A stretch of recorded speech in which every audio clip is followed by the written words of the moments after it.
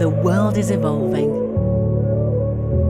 Renewable energies are not future technologies, they are present. We are the team of Vector Renewables, with 15 years' experience in the sector, listening to the needs of our clients, adapting to a fast-changing environment. We help green investments prosper. We strive for excellence and make things happen, without losing sight of our vision.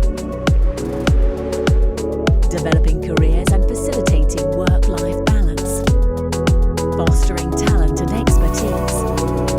Innovating to bring cutting-edge solutions. The leading vector of renewable energies.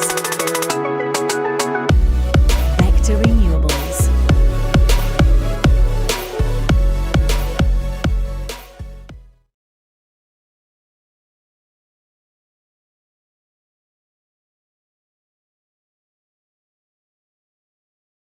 Muy buenos días, muy buenas tardes a todos y a todas. Para mí es un gran placer hoy día moderar el panel de apertura del evento LATAM Summit organizado por Energear. Muchísimas gracias Iván y Eloy por la invitación. Para los que no me conocen, mi nombre es Aniela Descalzi. Actualmente soy miembro del comité en Brasil de GATECO, Global Energy Interconnection, que es una organización internacional que promueve la integración eléctrica global y el desarrollo de energías renovables. Latinoamérica efectivamente es una región rica en recursos naturales y sabemos que el potencial solar de Chile, el potencial eólico del sur de Argentina, el potencial eólico del nordeste brasilero y el potencial hídrico que existe entre Brasil y Bolivia son perfectamente complementarios. La integración eléctrica regional es clave para el fomento de energías renovables. El día de hoy, en este panel de apertura, conversaremos con los miembros de la Red Iberoamericana de Energías Renovables. El nombre del panel es Más allá de la COP25, en el marco del acuerdo de colaboración que han firmado en la COP25 las diferentes entidades. RedRen es una entidad que promueve el uso de energías renovables en Iberoamérica, por lo que me parece apropiado colocar sobre la mesa un tema tan importante como es la política energética regional de largo plazo como respuesta a una recuperación sustentable, revisar tanto las oportunidades como las barreras para esta política energética regional. Me gustaría en ese contexto dar la bienvenida y saludar a los panelistas que están hoy día con nosotros. Muy buenas tardes, Alejandro Lavanda, director de estudios de UNEF. Buenas tardes. Buenas tardes, Aniela. Buenos días, Germán Corredor, director ejecutivo de SER Colombia. Buenos días, Daniela, y a todos los panelistas. Buen día. Buenos días también, Héctor Olea, presidente de la Asociación Mexicana ASOLMEX. Buenos días. Buenos días a todos, buenas tardes. Buenas tardes. No sé si se alcanzó a conectar José Ignacio Escobar, presidente de ACERA y además coordinador de la Red Iberoamericana de Energías Renovables. Creo que está un poco atrasado. Finalmente voy a presentar a José María González. Buenas tardes, Managing Director de APA. Hola, buenas tardes, Daniela. Buenos días allí. Muchas gracias. Bueno, después de este saludo introductorio, yo preparé un guión para este panel. Y voy a comenzar mencionando que existen actualmente varias iniciativas de colaboración en la región de América Latina. OLADE, CIER, GATECO, ARIAE, RedRen, entre otras. Y además existen instituciones supranacionales, por ejemplo, ALADI, UNASUR, MERCOSUR, y pareciera que no existen consensos respecto a una política energética regional ni a un plan de recuperación post-pandemia integrado. Por otro lado, Europa se destaca con un pacto verde como un plan de estímulo para la recuperación económica en la Unión Europea. Y mi primera pregunta es para José María, la siguiente. ¿Nos puedes comentar brevemente el Pacto Verde, sus principales pilares, la estrategia de Europa para conseguir la carbono neutralidad al 2050? ¿Y cuál crees tú que es el valor agregado de tener una institucionalidad robusta a nivel de región y no solo a nivel nacional? Por favor. Bueno, buenas tardes otra vez a todos los que nos escucháis desde este lado del Atlántico y buenos días a los que estáis al otro lado. Bueno, antes de nada y de dar paso y de contestar a tu pregunta, Aniela, yo quería agradecer, como no, a Energiar que nos haya invitado una vez más a este evento. La verdad es que es un placer estar con tanta gente, con este lujo de compañeros de mesa y tantos participantes que veo por aquí en la ventanita, ¿no? Agradecer también, pues bueno, todas esas compañías que ayudan y hacen posible esta clase de eventos, que es importante dar a conocer un poco la visión de, pues a los dos lados del Atlántico, de lo que está ocurriendo y lo que está por ocurrir, ¿no? Hacías mención tú al Pacto Verde Europeo. Vamos a ver, titulábamos la mesa COP25 el compromiso con las energías renovables. Me gustaría remontarme ahí. Firmamos entre las asociaciones que estamos aquí y algunas más un acuerdo hace ya, pues eso, cerca de un año en la COP25, en la cual hizo coincidir con un Green Deal europeo y una apuesta europea en lo que es toda la transformación energética y la transformación ecológica de las economías a nivel europeo, ¿no? Sin embargo, de por medio se nos coló pues la pandemia, ¿no? Antes de esta pandemia teníamos ese Green Deal y ese compromiso europeo de liderar la apuesta verde en la transformación, digamos, de todas las economías europeas, en las que fijaros que Europa ya establecía un objetivo de reducción de emisiones del 40% al año 2030. Eso implicaba una introducción de renovables del 32% en el consumo de energía final, es decir, del consumo global de toda la Unión, que actualmente es en torno al 15%, Europa se comprometía entonces, digo antes de la pandemia, a que al menos el 32% de todo ese consumo global de energía proveniera de renovables. Sin embargo, como decía, se nos cruzó de por medio esta pandemia y ¿qué ha ocurrido? Que fuera de poner o más lejos de poner en duda todos estos compromisos, lo que ha hecho Europa es dar un paso adelante, ¿vale? Ha dado un paso adelante y ha apostado por incrementar todos los compromisos en materia de energía y fundamentalmente en renovables en cuanto a los próximos años. Teníamos ese objetivo prepandemia del 40% de reducción de emisiones. Lo que ha hecho Europa es proponer ahora, a través de la Comisión Europea, que es el gobierno europeo que engloba a todos los países de la Unión, proponer un avance en cuanto a esa reducción de emisiones, llegando hasta, en este caso, al 55% que propone la Comisión, e incluso el Parlamento propone una reducción del 60%. Esto implica todavía un mayor compromiso con las renovables. Significaría pasar de ese 32% inicial que preveía Europa a en torno a un 38 o un 40% del consumo de energía final proveniente de renovables. Esto es un hito y esto es es algo realmente, aparte de histórico, algo realmente, digamos, muy ambicioso. El cambio es realmente ambicioso. Por el hecho, como decía, actualmente Europa estamos en torno al 15% del consumo de la energía que venga de esas renovables. Europa lo que hace como palanca, utiliza a todos sus Estados miembros y, digamos, les obliga a todos los países europeos a presentar unos planes específicos que se llaman Planes Nacionales de Energía y Clima, en el cual detallen cómo vamos a llegar a esos cambios, ¿no?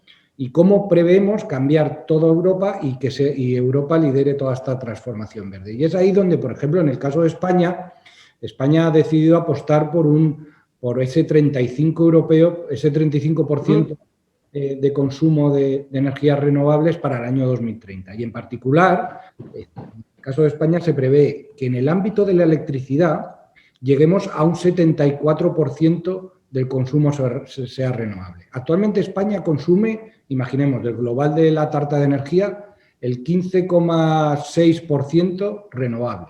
Si entramos en la electricidad, estamos en tasas del 37%. Es decir, lo que prevemos hacer en 10 años es duplicar en materia de electricidad y prácticamente triplicar en el resto de energías. Yo ahí destacaría varios hechos. Primero, en España se prevén unas inversiones globales en renovables que son superiores a los 100.000 millones de euros.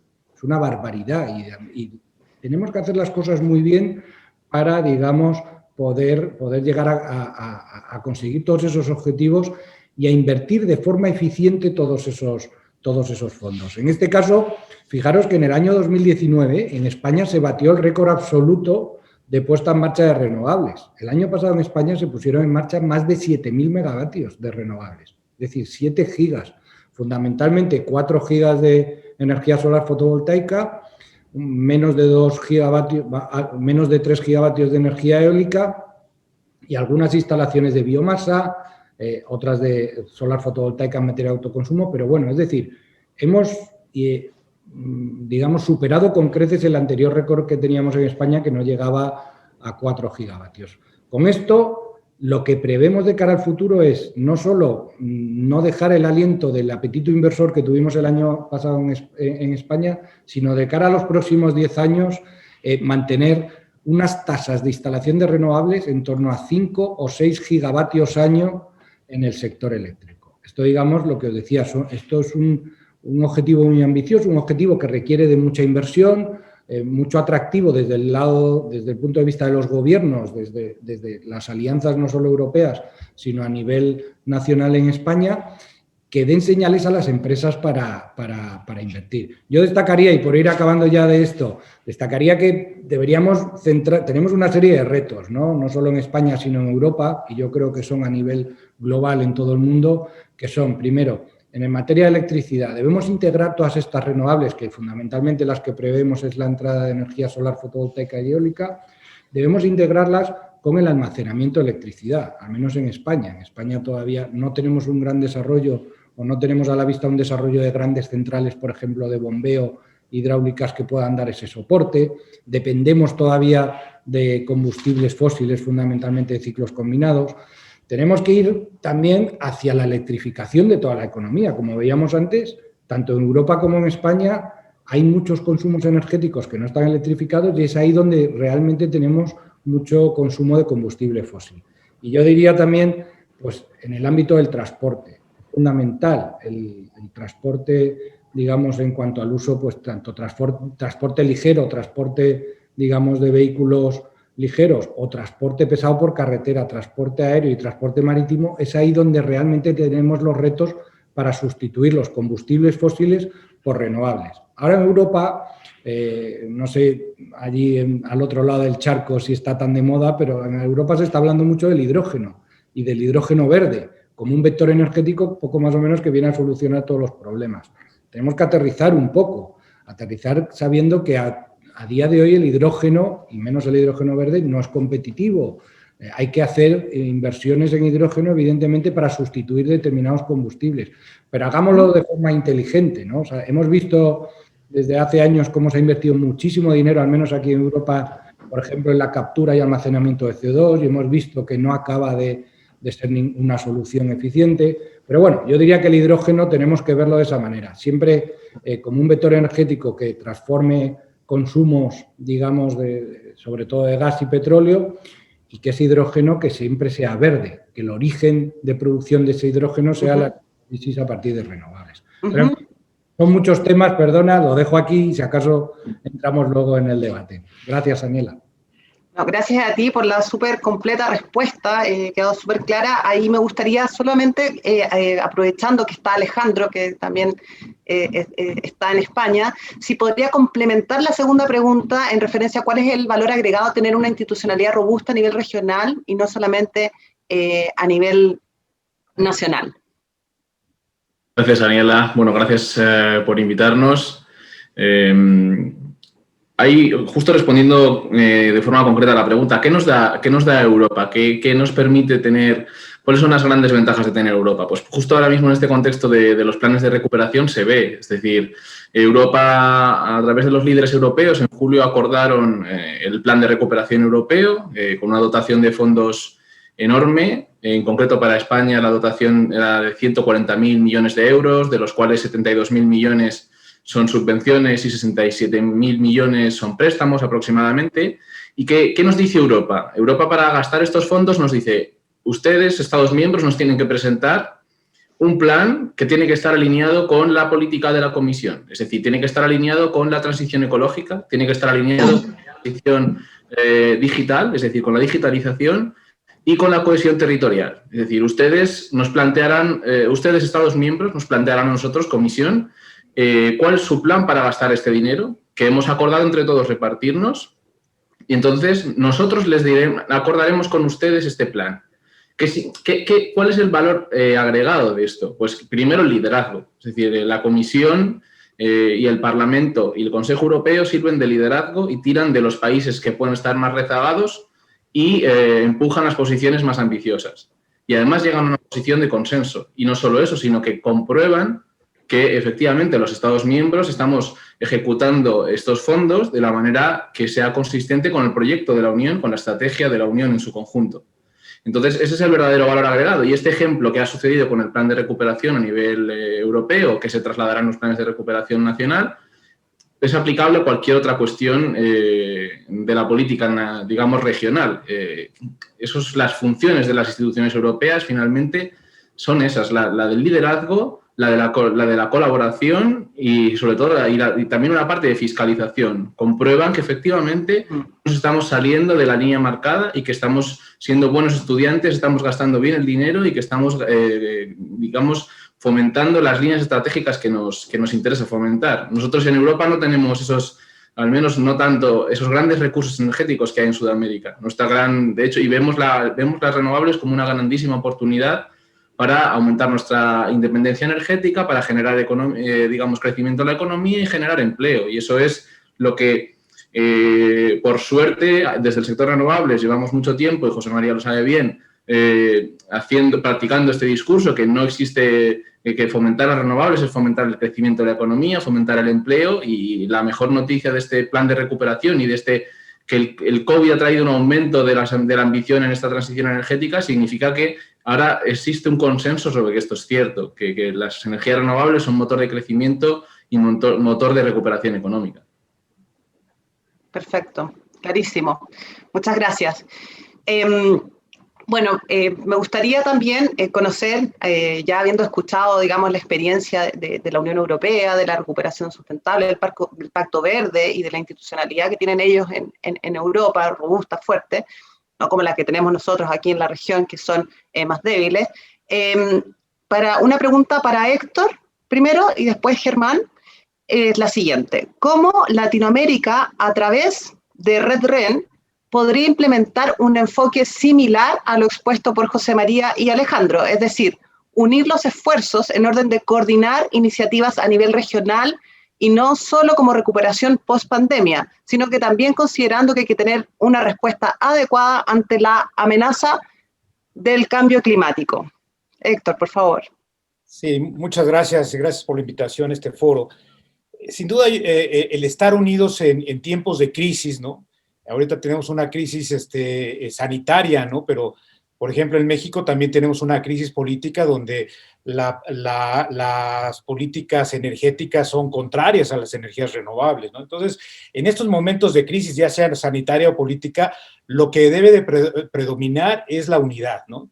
En México nos ha funcionado muy bien que todas las asociaciones, todo el sector eléctrico en su conjunto, independientemente de la tecnología, nos hemos mantenido muy unidos, muy coordinados, ¿no? Esto debe rebasar, como dices, el ámbito nacional y trasladar esta unión, esta coordinación de esfuerzos a nivel regional y hemisférico, incluso como lo estamos planteando, ¿no?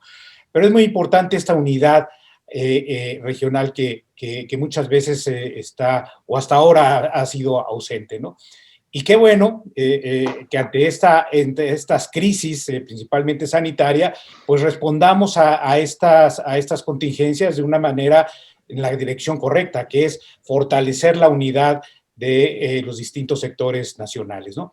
Aquí carecemos un poco de este marco institucional que hay en la Unión Europea, ¿no? Claramente no tenemos una entidad supranacional que permita esa coordinación, así que está más en manos del sector privado fortalecer y profundizar esta unión, ¿no? Desgraciadamente no veo a los gobiernos haciendo lo mismo, ¿no? A nivel... Tú hablabas de ALADI, por ejemplo, que pudiera ser un mecanismo muy bueno.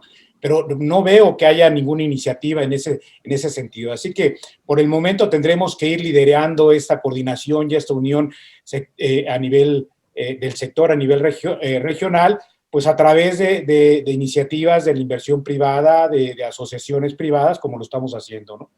Yo soy muy optimista hacia el futuro porque independientemente de este bache que hemos tenido en cuanto a demanda eléctrica, al menos en México la demanda eléctrica está creciendo de manera inexorable al 3.5% en promedio, digamos, excepto estos últimos meses, ¿no? Pero se está recuperando de manera muy fuerte y no dudo que el resto de los países en Latinoamérica también tengan esa recuperación en demanda, ¿no? Y eso lo que implica es la necesidad de crear nuevas fuentes de generación eléctrica y sobre todo generación renovable, ¿no? Aquí salta a la vista esta falsa dicotomía que había entre fortalecimiento o energía amigable con el ambiente, la transición energética amigable contra la competitividad de la energía. Eso ya lo dejamos hace mucho tiempo atrás. Ya no hay o somos ambientalmente amigables o somos competitivamente, somos una energía competitiva. Todo lo contrario, la energía más competitiva del mundo mundial es la energía renovable y eso lo tenemos que aprovechar, que además es un elemento fuerte para la transición ambiental y energías más amigables. Qué bueno, pero sobre todo yo creo que el driver aquí importante y sobre todo de la unión y de la coordinación sectorial de la que estamos hablando es de que estamos hablando de una energía sumamente competitiva y eso tenemos que empujarlo con mayor fuerza. Perfecto, perfecto. Muchísimas gracias. Voy a repetir la pregunta ahora para Germán. Germán, ¿cómo Latinoamérica a través de RedRen podría implementar un enfoque similar a lo expuesto por nuestros colegas españoles, es decir, unir los esfuerzos en orden de coordinar iniciativas a nivel regional y no solamente como la recuperación económica, sino que también para tener una respuesta adecuada ante la amenaza del cambio climático? Germán. Gracias a Aniela y a Energiar por habernos invitado a este importante debate que nos interesa tanto.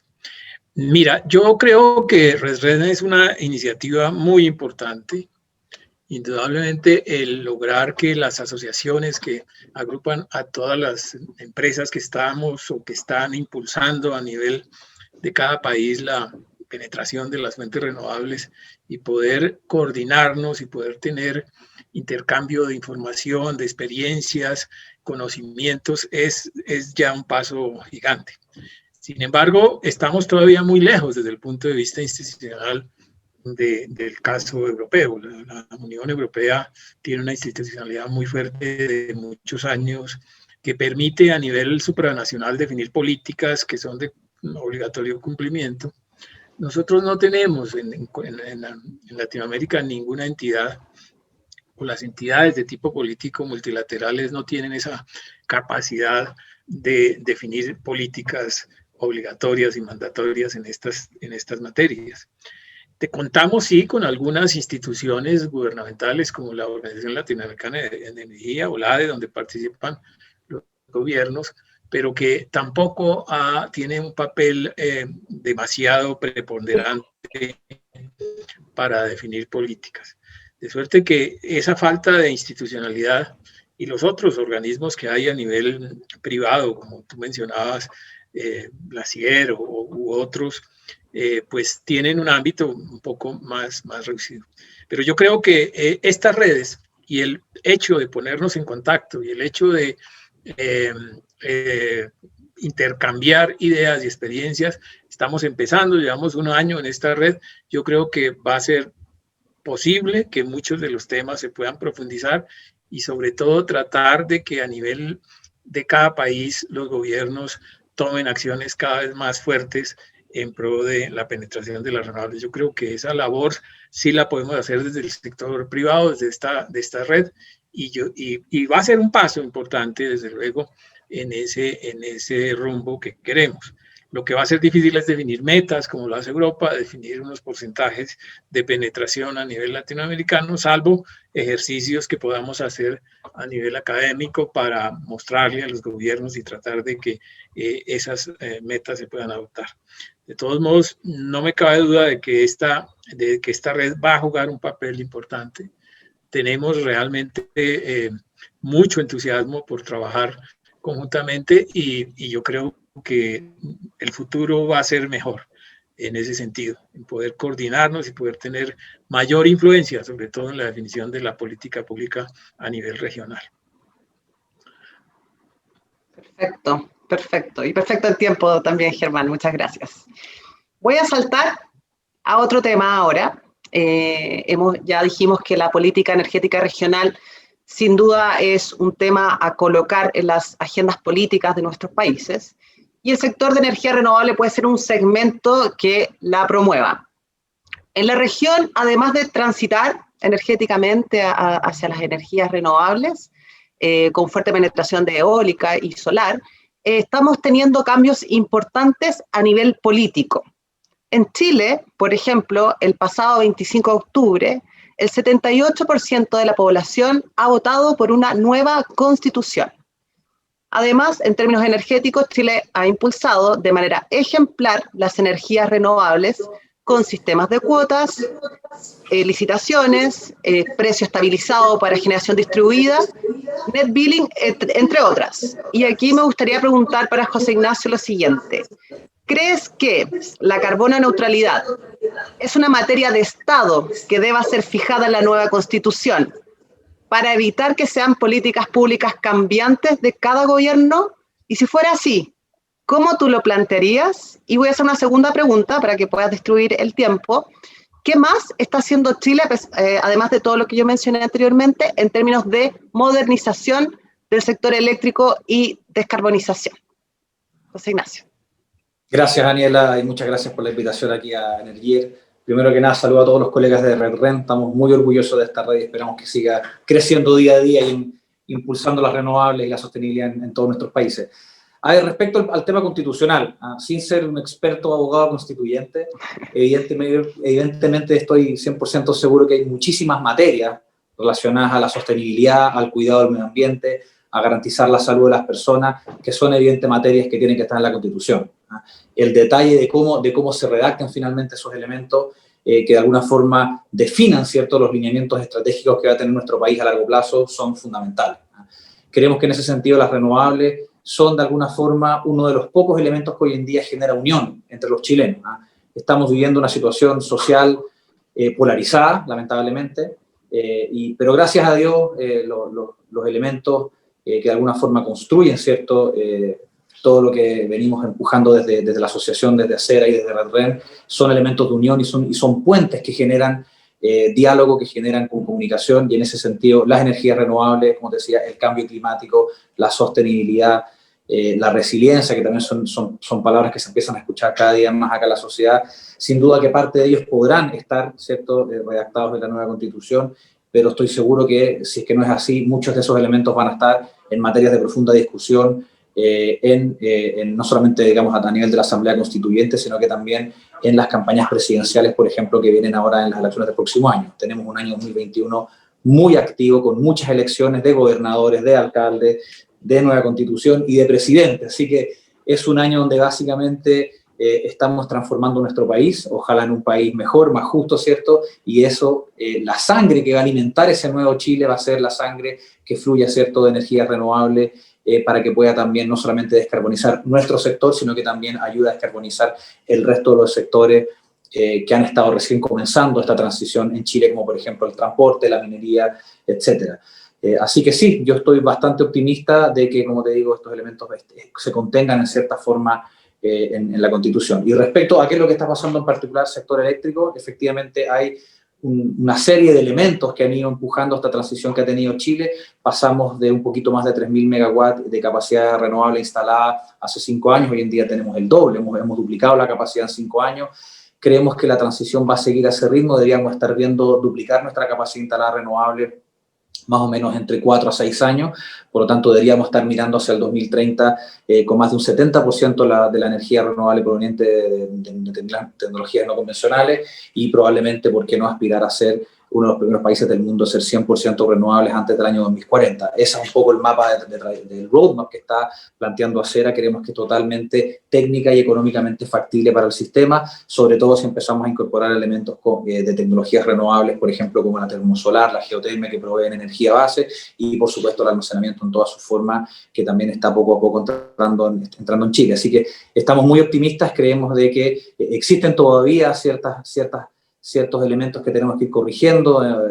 Tú lo mencionaste, ¿cierto? Está este plan de descarbonización, que no solamente debe mirar la descarbonización del carbón, ¿cierto? También tiene que mirar el gas natural, tiene que mirar el petróleo, todos los combustibles fósiles en un conjunto, y tener una trayectoria a largo plazo que permita de alguna forma proyectar cómo van a ir saliendo esas centrales del sistema sin evidentemente causar ningún problema en el suministro, en la suficiencia del sistema, y también un shock de precio que genere algún problema también a nivel de los consumidores. Así que creemos que la transición tiene que ser acelerada, tiene que ser ambiciosa, pero evidentemente tiene que resguardar ciertos elementos fundamentales, tanto para la protección, ¿cierto?, como número uno de los consumidores, del medio ambiente, pero también permitir que las inversiones vayan transicionando, ¿cierto?, de inversiones fósiles a inversiones renovables, como lo hemos visto en los últimos años. Así que somos en general una asociación con una mirada de futuro, con una mirada optimista, y creemos que en ese sentido estamos seguros que Chile va a seguir liderando la transición en la región, y estamos encantados de colaborar con la experiencia que hemos adquirido las más de 130 empresas que conformamos Acera, para que el resto de los países sigamos impulsando, sigamos empujando al mundo político que entienda que las renovables, que la sostenibilidad son elementos que van a generar una atracción natural en la población. Es de sentido común, ¿cierto?, que tenemos que aprovechar los enormes recursos naturales que tenemos en la región, y para ello está la tecnología disponible a precios competitivos en todas las escalas, de la pequeña escala, ¿cierto?, de una vivienda hasta la gran escala de los grandes proyectos que estamos viendo instalarse en distintos países, para poder tener, ojalá, una Latinoamérica descarbonizada en las próximas 2 décadas. Perfecto, muchas gracias. Ahora vamos a pasar de Chile a Colombia, y me gustaría preguntarle a Germán cuáles son las políticas públicas que está implementando Colombia y qué están pensando en términos de modernización del sector eléctrico y descarbonización. Gracias.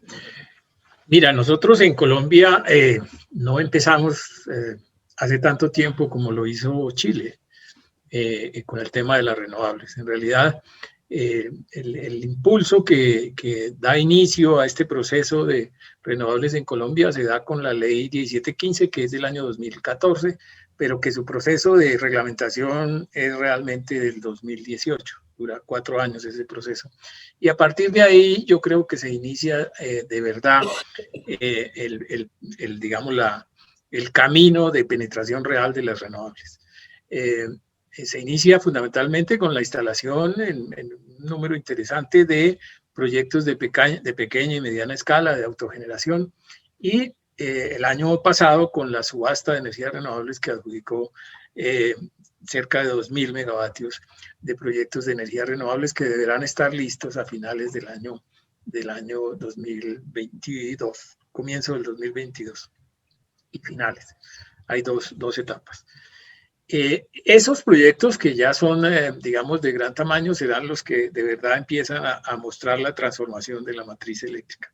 Ahora, Colombia tiene una matriz eléctrica relativamente limpia, en el sentido de que su 70% es hidroeléctrica, pero ese 30% de energía térmica pues es perfectamente sustituible, y las energías renovables empiezan a cambiar un poco esa ecuación.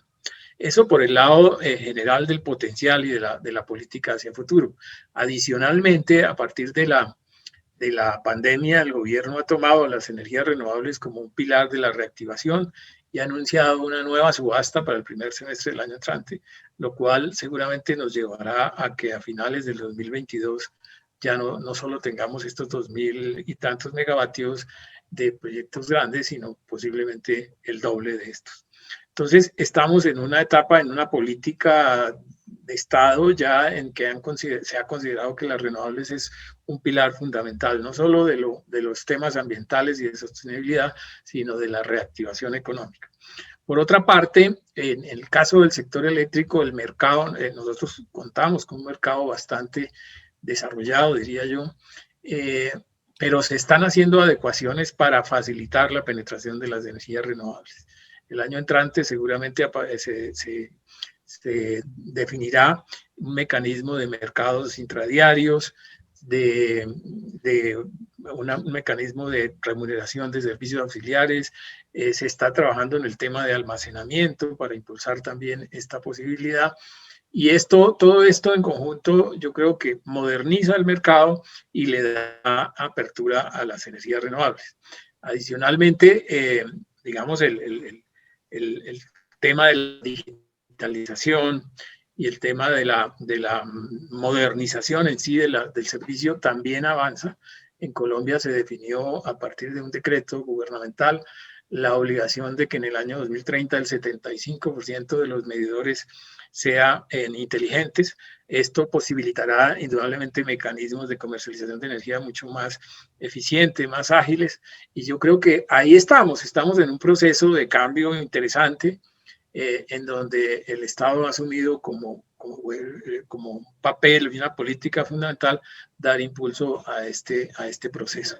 Suerte que nosotros somos muy optimistas. Ser Colombia ha venido acompañando todas estas iniciativas, dando ideas y promoviendo, por supuesto, el uso de las renovables en todos los sectores de la economía. Entonces, yo creo que vamos bien.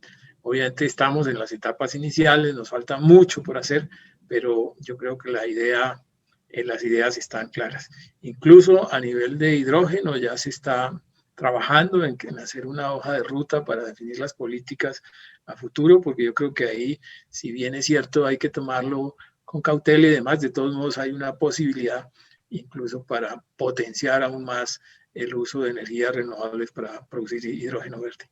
Suerte que estamos en eso y optimismo total para que esperamos que a final de la década nosotros tengamos por lo menos el 25 o 30% de nuestra matriz eléctrica con energías renovables no convencionales, no solo hidroeléctricas. Eso podría ser un resumen de las políticas públicas hoy en Colombia. Muchas gracias, Germán. Pasando a México, Héctor, ¿cuáles son las políticas públicas que está implementando y qué se está pensando en términos de modernización del sector eléctrico y descarbonización?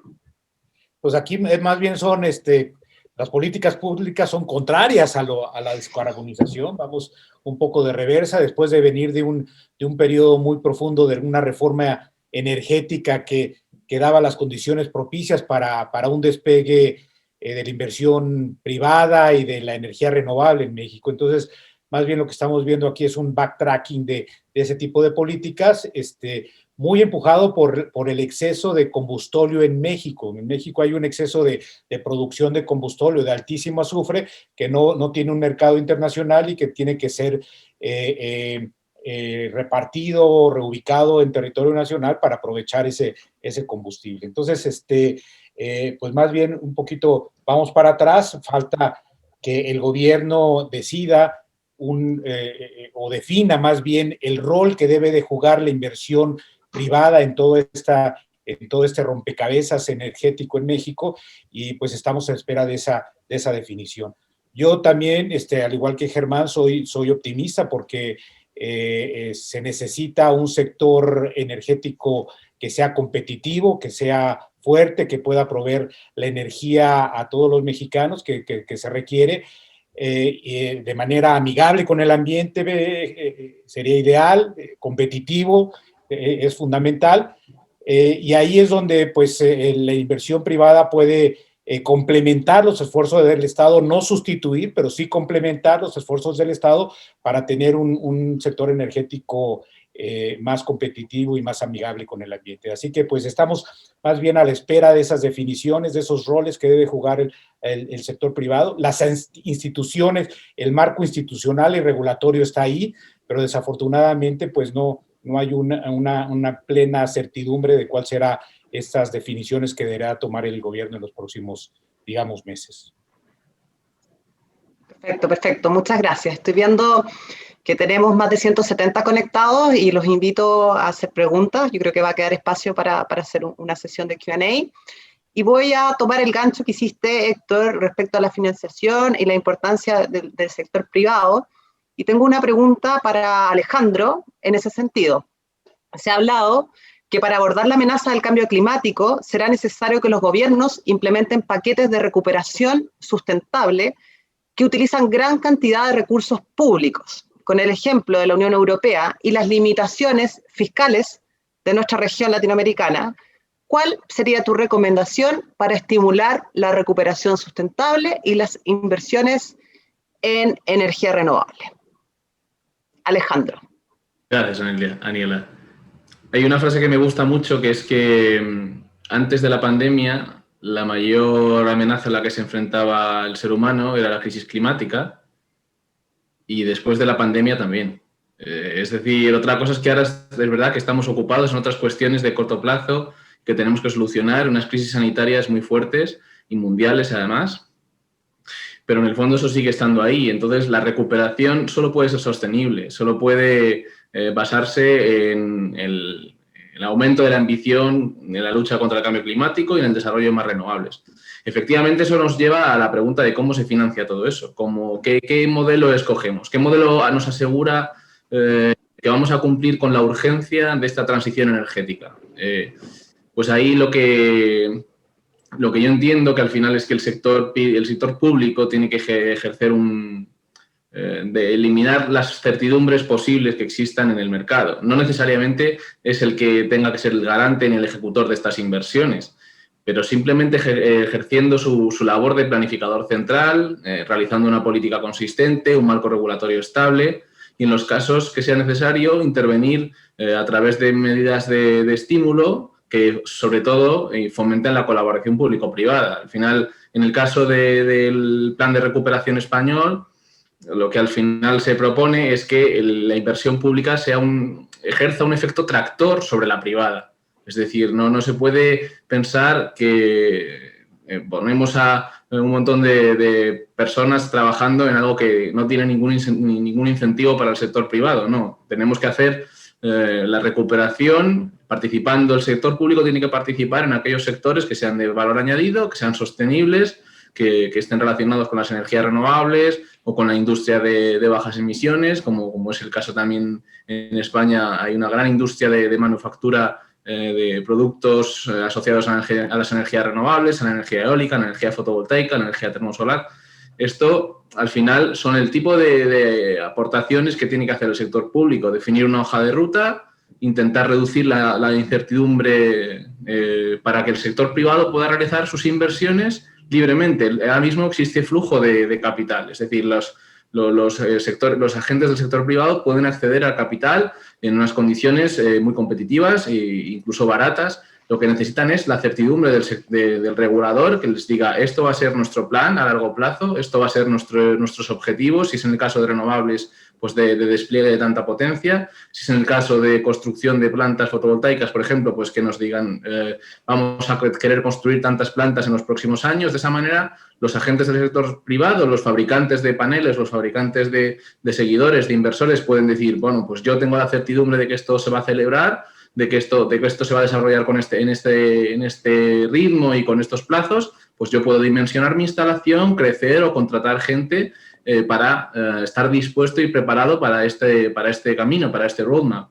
Entonces, no siempre es necesario desplegar o financiar con grandes sumas los proyectos. Muchas veces, o este esquema como las subastas, por ejemplo, también es una intervención del regulador que establece esa certidumbre, pero que no necesariamente le implica un despliegue de recursos financieros. Entonces, este tipo de intervenciones son perfectamente realizables, no requieren de grandes recursos y dan muchísima certidumbre al sector privado.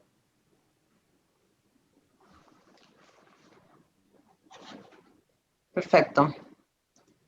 Perfecto. Estoy viendo que todavía tenemos 15 minutos. Gracias, Alejandro, por la completísima respuesta.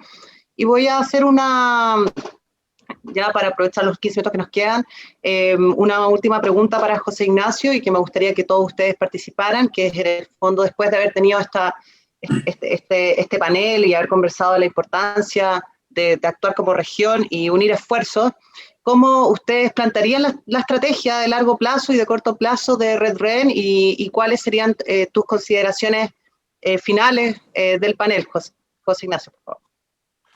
Sí, primero en RedRen, la verdad es que aprovechamos este 2020, dada la extrañísima situación, ¿cierto?, que cada uno estaba, para de alguna forma consolidar la asociación. Hemos sumado más asociaciones, nuevos países. La verdad es que estamos ya cubriendo una parte muy importante de toda Iberoamérica, que esperamos seguir trabajando en eso. Y por lo tanto, fue un año de conocernos, de compartir experiencias, de una forma nivelar la cancha.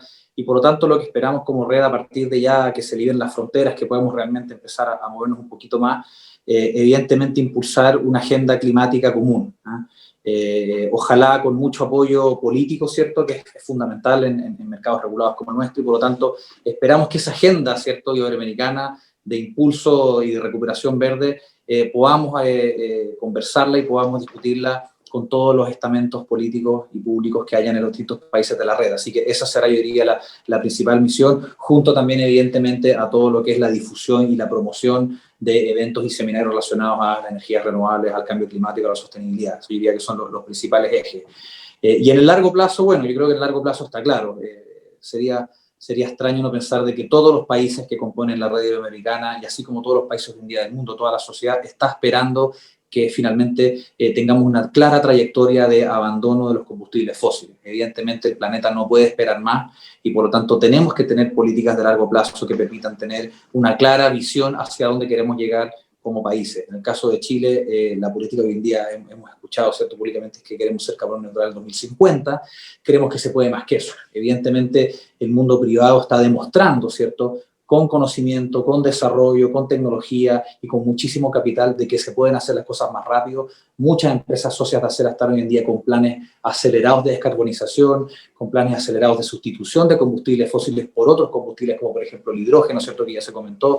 Y por lo tanto creemos que acá no podemos, por un lado, solamente descansar en esperar de que las políticas públicas sean proactivas y vayan avanzando a la velocidad suficiente.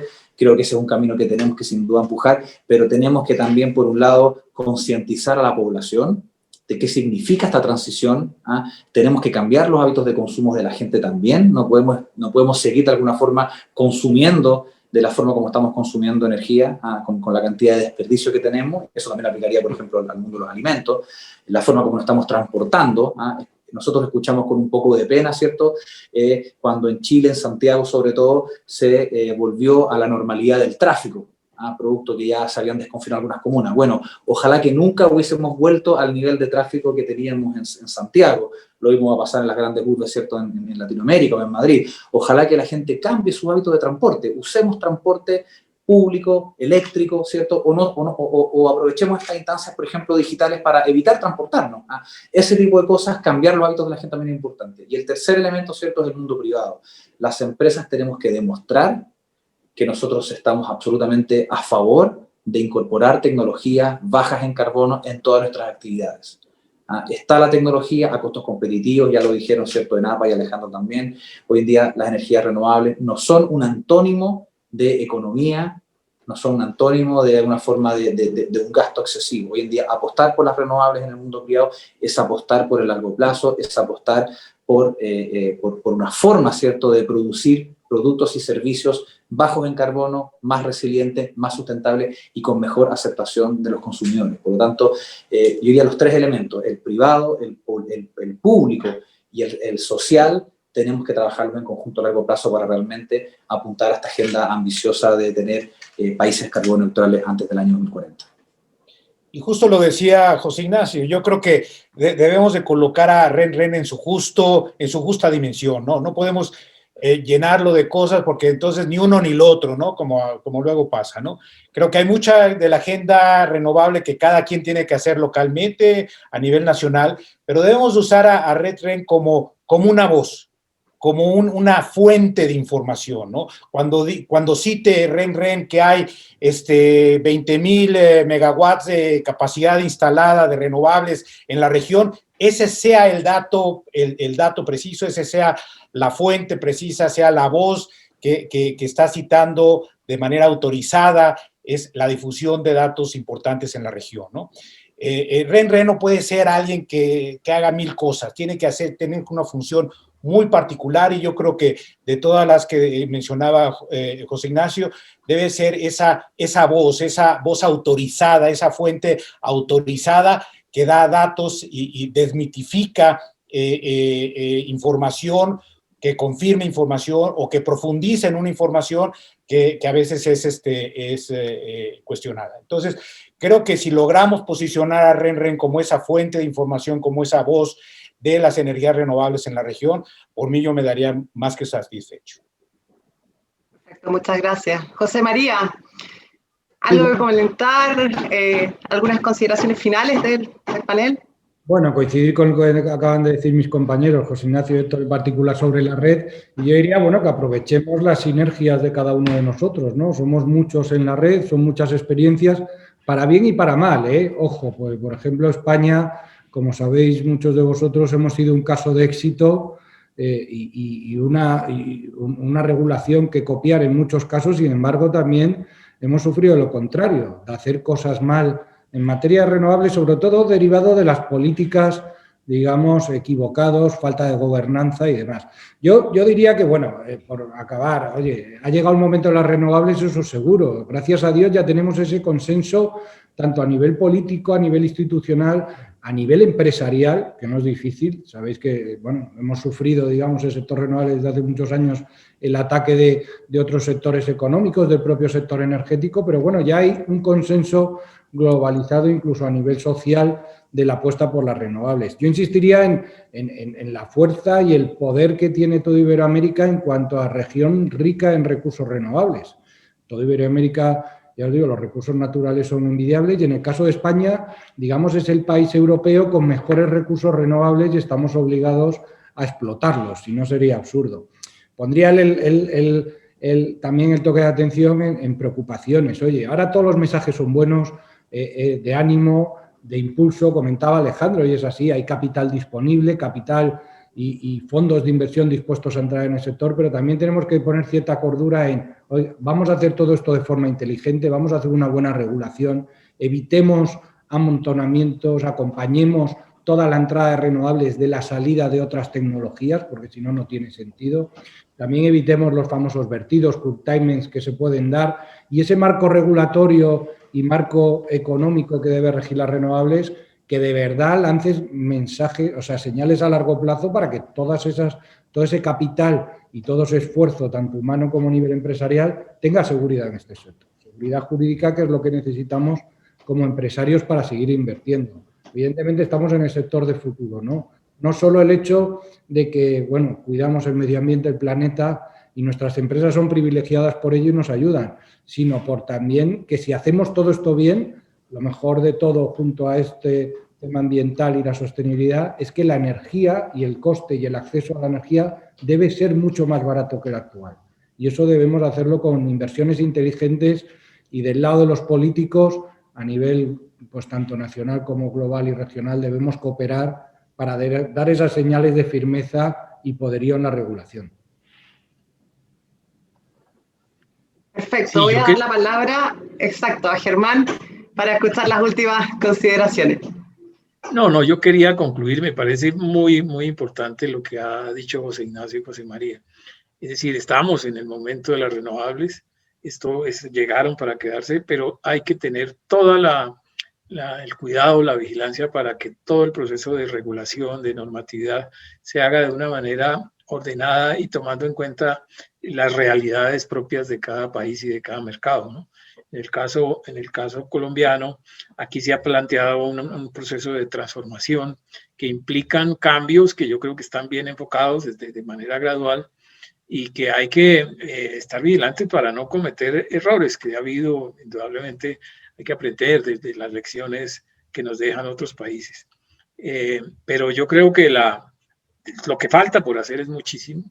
Los otros sectores económicos, especialmente el transporte, en el caso colombiano, por ejemplo, el tema de la deforestación, que es un tema muy grave, hay que trabajarlo de cara a los temas ambientales, y el transporte, la electrificación del transporte, que es toda una tarea por desarrollar. Aquí se definió una ley que ya abre, digamos, la posibilidad y da incentivos a los vehículos eléctricos, pero todavía nos falta mucho, y todos estos temas serán de la forma como se hagan, la manera como se regulen, como se definan las normas, serán fundamentales para que realmente sea exitoso.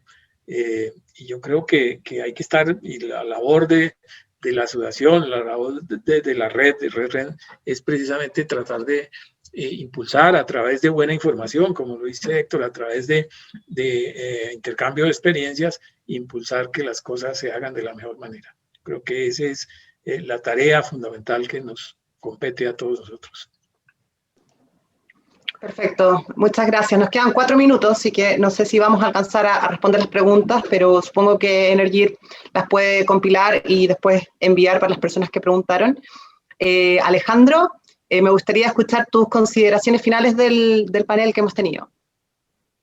Gracias, Daniela. Pues yo estaba pensando, mientras hablaban mis compañeros, en cuando estuvimos en la COP, precisamente aquí en Madrid, hace cosa de un año, cuando establecimos ese acuerdo para establecer la red, y pensaba, pues más allá de la COP, a mí lo que me lleva es a pensar que esta transición energética y esta transición ecológica no puede ser tanto como una... En esta misma COP lo vimos cómo, además de las discusiones que desgraciadamente no llevaron a un aumento de la ambición en los objetivos, había muchísima otra actividad, y una de esas actividades fue precisamente la firma de nuestro convenio y del establecimiento de RedRen, ¿no? Y al final eso es un poco una metáfora de yo creo que cómo tiene que ser cómo debemos afrontar esta transición energética. No podemos estar esperando a que venga o la ley perfecta o el objetivo político, sino que tenemos que empujar desde el sector privado también, desde las empresas, para que haya más ambición, para que nuestros políticos,